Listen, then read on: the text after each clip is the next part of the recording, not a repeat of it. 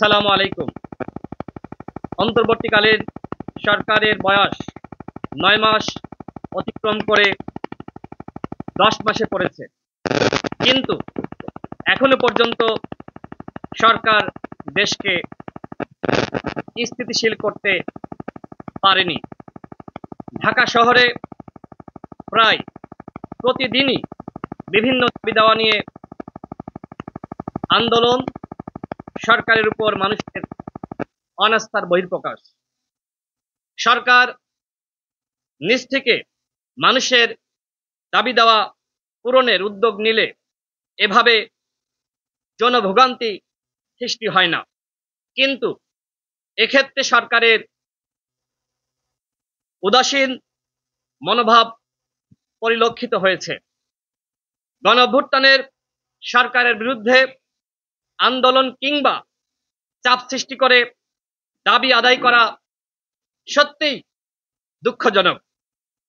আমরা লক্ষ্য করছি সরকার তার 10 মাসে এসেও এখনো পর্যন্ত কার্যকর সংস্কার কার্যক্রম শুরু করতে পারেনি। সরকার শপথ নেওয়ার পরপরই 4টি রোডম্যাপ প্রকাশ করতে পারত। প্রথমত, দুর্নীতি, ব্যাংক ডাকাতি ও লুটপাটের সাথে জড়িতদের বিচারের রোডম্যাপ। 2 নম্বর, গণহত্যার বিচারের রোডম্যাপ। 3 নম্বর, ঐক্যমতের ভিত্তিতে রাষ্ট্র সংস্কারের রোডম্যাপ। 4 নম্বর, নির্বাচনের রোডম্যাপ। কিন্তু সরকার লক্ষ্য উদ্দেশ্যহীনভাবে চলছে। অনিশ্চিত যাত্রার যেমন ভবিষ্যৎ নাই, অন্তর্বর্তীকালীন সরকারের যাত্রারও আমরা কোনো ভবিষ্যৎ অনুমান করতে পারছি না। বিশেষ করে নির্বাচনী রোডম্যাপ বা নির্বাচন নিয়ে অনিশ্চয়তা সরকারের সাথে রাজনৈতিক দলগুলোর দূরত্ব সৃষ্টি করেছে।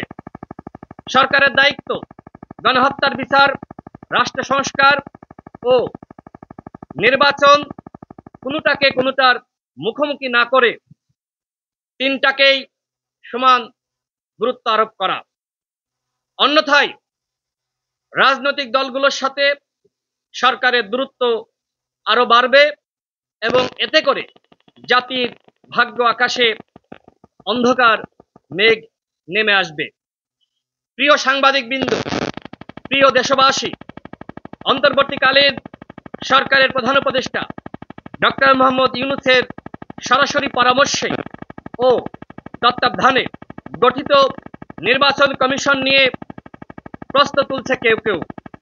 যখন নির্বাচন কমিশন গঠিত হয় তখন সকল দলের মতামত নেওয়া হয়েছে, এমনকি যারা প্রশ্ন তুলছেন তাদেরও মতামত নেওয়া হয়েছে। মূলত নির্বাচনকে বানচাল করতেই এবং আরেকটি ফ্যাসিবাদী ব্যবস্থা কায়েম করার জন্য কেউ কেউ এই ধরনের স্বপ্ন দেখছে এবং নির্বাচন কমিশন ঘেরাও করছে। বরং উপদেষ্টা পরিষদ গঠন নিয়ে রাজনৈতিক দলগুলোর মতামত নেওয়া হয়নি, যে কারণে উপদেষ্টা পরিষদের কতিপয় ব্যক্তি নিয়ে অনেকের আপত্তি রয়েছে। ঠিক এজন্যই গণ অধিকার পরিষদ শুরু থেকেই বলে আসছে, গণ অভ্যুত্থানের সকল স্টেক হোল্ডারদের, প্রতিনিধিদের নিয়ে জাতীয় সরকারের আদলে উপদেষ্টা পরিষদ পুনর্গঠন করতে হবে। কিন্তু সরকার সেটিকে একদমই গুরুত্ব দেয়নি। শুরুতে জাতীয় সরকার করা হলে আজকে গণহত্যার বিচার, রাষ্ট্র সংস্কার ও নির্বাচন নিয়ে এমন সাংঘর্ষিক পরিস্থিতি সৃষ্টি হতো না। কিন্তু একটি গোষ্ঠী ক্ষমতার লোভ সামলাতে না পেরে একটি একপাক্ষিক সরকার গঠন করেছে, যে কারণে সরকার এখনো পর্যন্ত দেশের আর্থসামাজিক দুরবস্থার উন্নয়ন তো করতেই পারেনি, বরং রাষ্ট্রীয় ও সামাজিক অস্থিরতা দূর করতে সরকার প্রতিনিয়ত ব্যর্থ হচ্ছে।